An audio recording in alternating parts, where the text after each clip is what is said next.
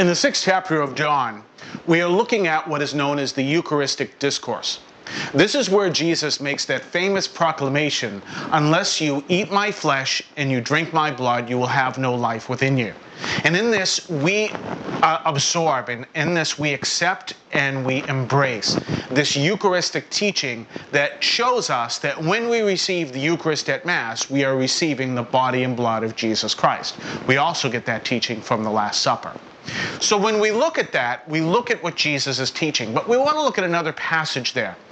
In that, we see Jesus saying, this is the will of the one who is the Father. This is the will of the Father. Believe in the one whom he has sent.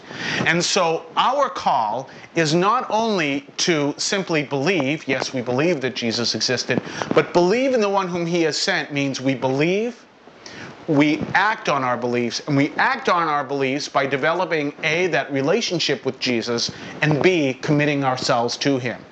And so this is a revolutionary act we have to realize. Now, revolution not in far as changing governments, but revolutionary in that we are called to live our lives in such a way that we are different from others because we've chosen to embrace Christ and to act on that action so that we can be other Christ to others. And those are powerful realities.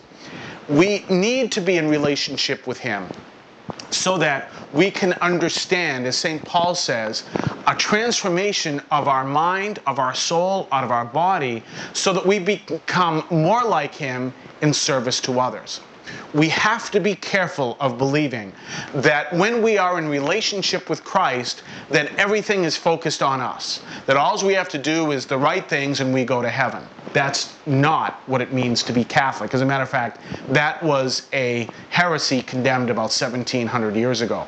You and I are called to be other Christs so that we may be in service to those, especially to those who are suffering in many ways. We look at the famous passage from Matthew 25. When I was hungry, you gave me food. When I was thirsty, you gave me drink. When I was in a position where no one could do anything for me, you were there to help me become who Christ called me to be. And so that's our action. That's what we need to do. And we do that by being transformed, where Jesus shows us how to serve others.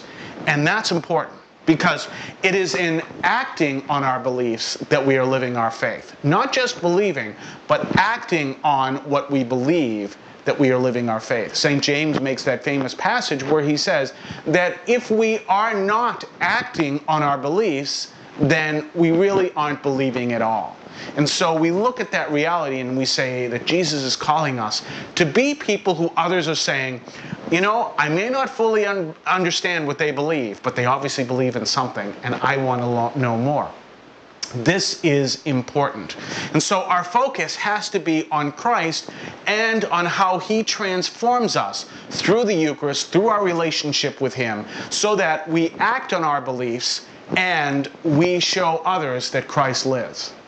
This is where Jesus, in his Eucharistic discourse, is showing us what it means to receive the Eucharist, to be transformed by Jesus, so that we may become what he has called us to be, so that we may serve others who understand after we act that Jesus, in fact, lives.